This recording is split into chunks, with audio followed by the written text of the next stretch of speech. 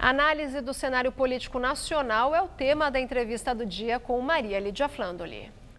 Quem analisa é o cientista político Marco Aurélio Nogueira, doutor em ciência política, professor titular da Unesp e coordenador científico do Núcleo de Estudos e Análises Internacionais do Instituto de Políticas Públicas e Relações Internacionais da Unesp.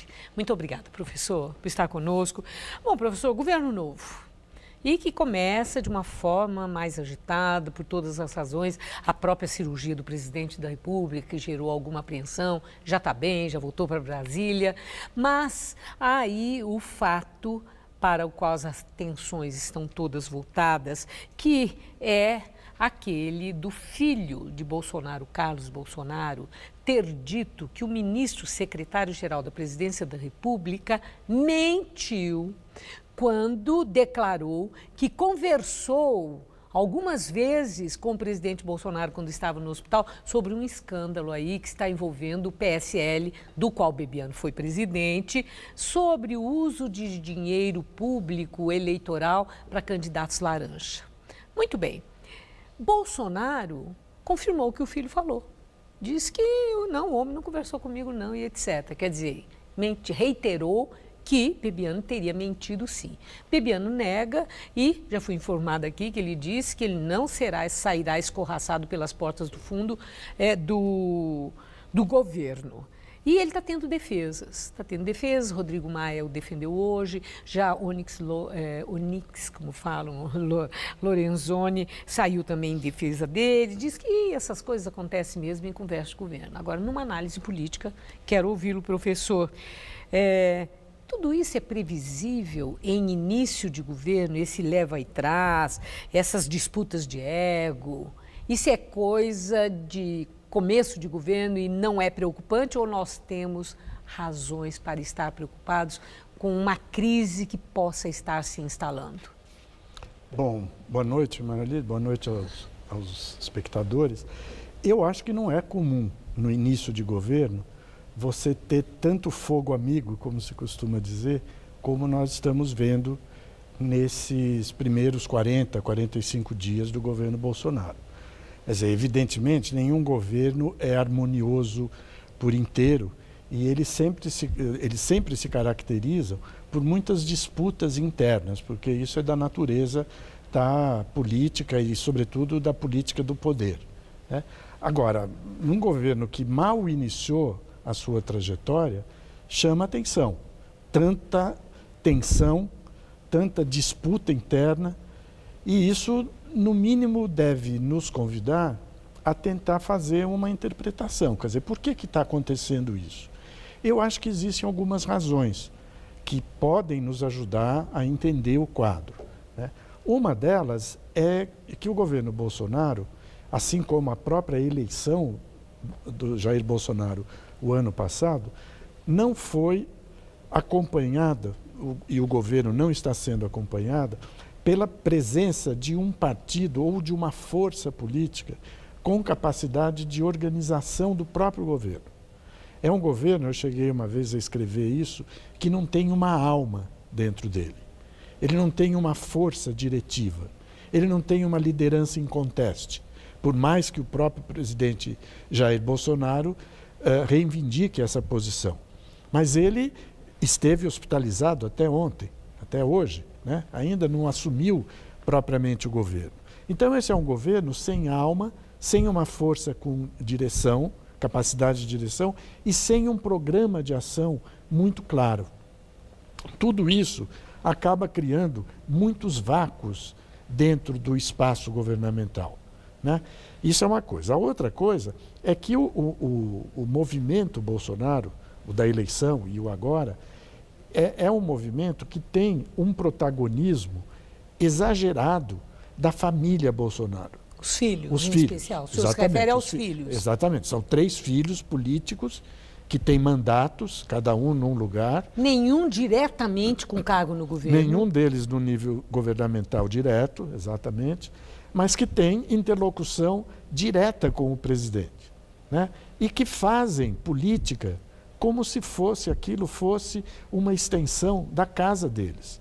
Isso tudo, evidentemente, gera muita confusão e provoca muito atrito com outros elementos do governo que foram convidados e integram o governo por outros mecanismos. É legítimo pensarmos que eles, os filhos, naquilo que falam, se antecipando a próprias decisões do pai, aquela coisa da embaixada de em Tel Aviv, mudar para Jerusalém, tudo.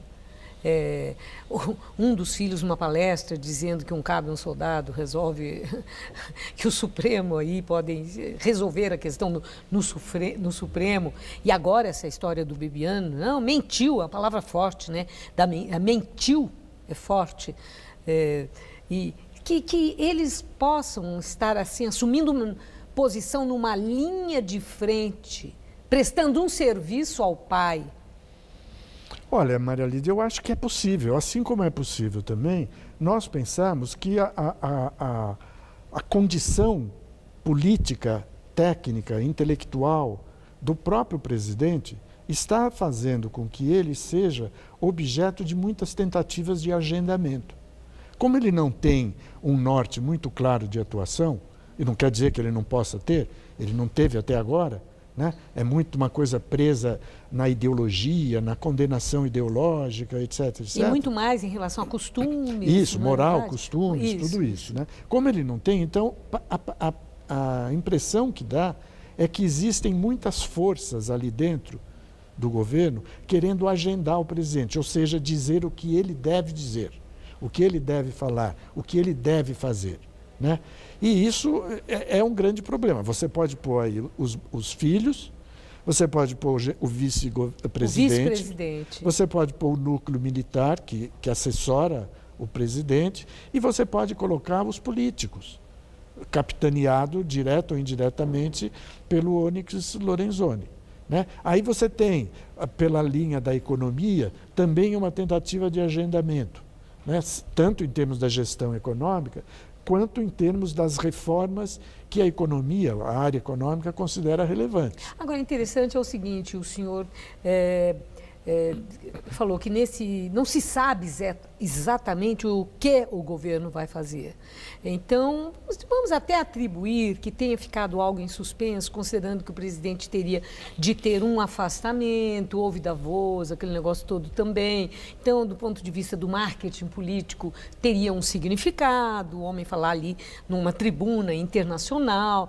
Então, os projetos de governo ficarem à espera dessas ações, tanto a questão da saúde, a cirurgia, como da viagem do presidente da República. Passado tudo isso, na semana que vem, o projeto anticrime do super-ministro Sérgio Moro já vai ser encaminhado para a Câmara Federal, para apreciação dos parlamentares.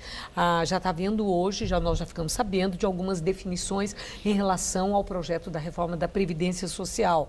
Isso é sinal de que essa crise inicial possa refluir e as atenções se voltarem para projetos por serem mais concretos uma vez apresentados? Eu acho que essa é a tentativa, né? Exatamente de colocar uma agenda positiva em movimento para poder dar uma direção ao governo e fazer com que, conseguir ou tentar fazer com que essas disputas internas arrefeçam, né? Eu acho que essa é a tentativa. Se isso vai dar certo ou não, nós vamos ter que esperar. Porque a dúvida faz um certo sentido, porque uma boa parte da disputa agora vai se fazer no Congresso, seja pelas propostas do Sérgio Moro, seja pela proposta de reforma previdenciária e de outras que virão na sequência. E é justamente no Congresso que vai se fazer necessário aquilo que mais falta no governo, até agora, que é o poder de articulação, né? Porque a base parlamentar do governo é um Deus nos acuda. Também ninguém sabe direito quem é que manda, se é o Bibiano, se é o Onyx. Tem um outro ministro, que eu não me lembro o nome agora, que faz a Secretaria de Governo, né? que é um general, se não me engano. Então, você tem muitos articuladores e nenhuma articulação. Isso pode ser um elemento que prolongue a crise, em vez de... A relação do governo com o Congresso. Com o Congresso, Então vamos ficar, agora vamos para o Congresso. Vamos ficar ali um pouquinho. A movimentação dos partidos, né, no novo Congresso, sinaliza, mostra, nós temos indicadores, porque há uma grande renovação. Tem muita gente nova lá, gente que não tem noção do que seja o trabalho parlamentar, né, o trabalho do legislativo. Mas com esse perfil de novo, nós podemos dizer que a velha política foi enterrada de vez? Eu acho que não, até porque essa distinção entre a velha política e a nova política, ela precisa ser mais bem qualificada. Nós não sabemos bem o que significa a nova política, por exemplo. A velha política nós conhecemos. Sim. Né? E ela tem um componente que é complicado, que é o componente do fisiologismo, o componente do toma lá da cá, o componente do cada um por si e Deus por ninguém. Né? Você tem uma série de elementos ali que facilitam o mapeamento da velha política. Mas a nova política, nós não sabemos nem como conceito... E nem quem é. E nem quem é, exatamente. Sendo que tanto num lado da velha política, digamos, quanto do outro, o problema é comum, que é o problema de que os partidos estão muito esvaziados de força, de poder, né? E não conseguem comandar adequadamente as suas bancadas. O que define a força política? É o tamanho da bancada? São os cargos conquistados na mesa diretora, nas comissões das casas, da Câmara, do Senado? É a capacidade de interlocução com os pares, o relacionamento com a própria oposição e situação, ou é ter o apoio do governo? O que é que define a força política dos partidos no Congresso Nacional? Eu acho que é um pouco disso tudo que você mencionou, mas eu privilegiaria a capacidade de ter uma base, o número varia de partido para partido, com capacidade de ação unitária, minimamente unitária, com um discurso adequado, com propostas adequadas, sejam elas propostas governamentais ou de oposição. Né? E nada disso nós estamos tendo. Bom, no partido do presidente da República, no PSL, que é a maior bancada, a primeira bancada, essa união já nós não vimos até agora, ao contrário. Ao contrário. Né? Muita bateção de cabeça. Exatamente. E desentendimento entre eles próprios. Exatamente. Né? Não precisam adversários ali. E os outros partidos não copiam o PSL, muito pelo contrário, são diferentes. Mas também não estão se caracterizando por uma particular capacidade de organização unitária dos seus representantes, dos seus integrantes. Tanto que uma parte grande da dinâmica que o próprio governo está alimentando passa pelas chamadas frentes partidárias, né? Que são organismos suprapartidários que giram em torno de determinadas temáticas específicas. Né? Isso pode ser interessante. Ou é da segurança, ou é da religião evangélica, ou é agricultura. Isso. Você tem Quer dizer, uma série de não é bancadas. político, é em torno do seu interesse setorial. São quase que bancadas temáticas, né? Que giram em torno desses temas. E isso pode dar certo. Digamos, eu acho que a gente tem que dar um crédito de confiança de que essa dinâmica suprapartidária até mesmo funcione para ajudar os partidos a encontrar um rumo. Né? Nossa, porque quanta coisa nós precisamos esperar para saber o que vai acontecer. Sem dúvida. Bom, agora no que já aconteceu, a reeleição de Rodrigo Maia para a presidência da Câmara.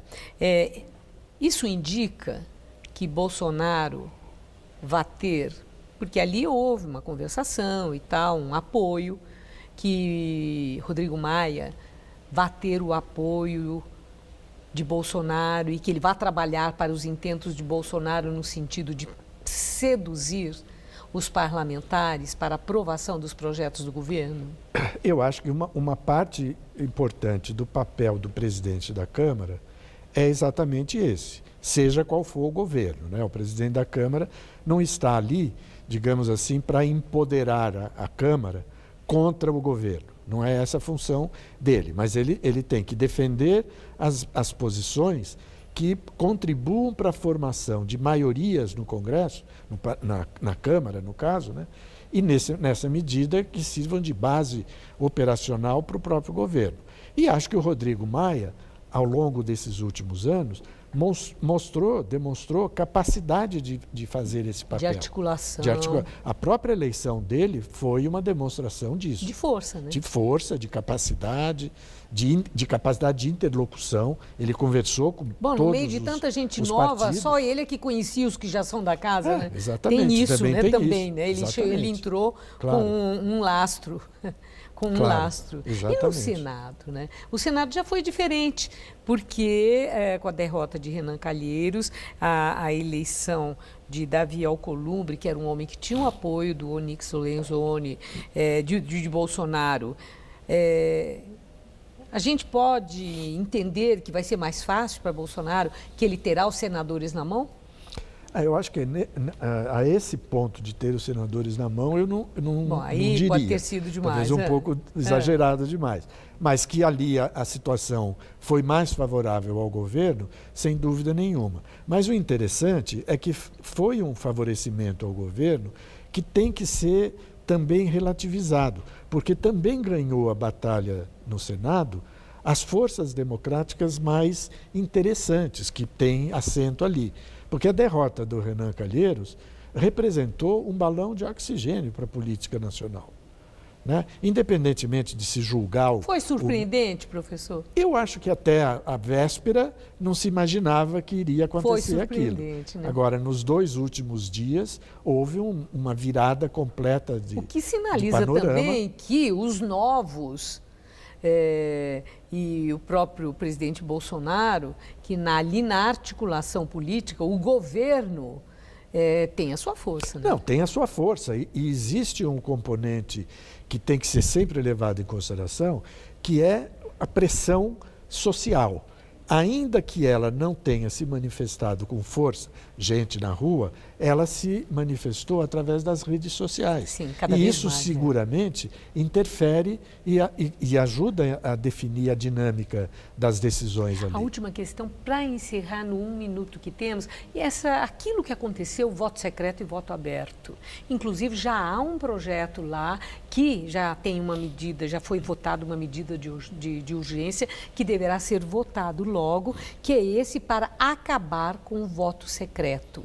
A democracia ganha com isso, que acabe o voto secreto e prevaleça sempre nas decisões do Congresso Nacional o voto aberto? Isso é bom para a democracia? Eu acho que, em tese, é bom, porque, na verdade, se alguém está me representando no âmbito congressual, é justo que eu, eleitor, acompanhe o modo como ele me representa. Então, o voto aberto, que é um voto extremamente democrático, ele pode contribuir para aproximar o eleitor do eleito, do representante.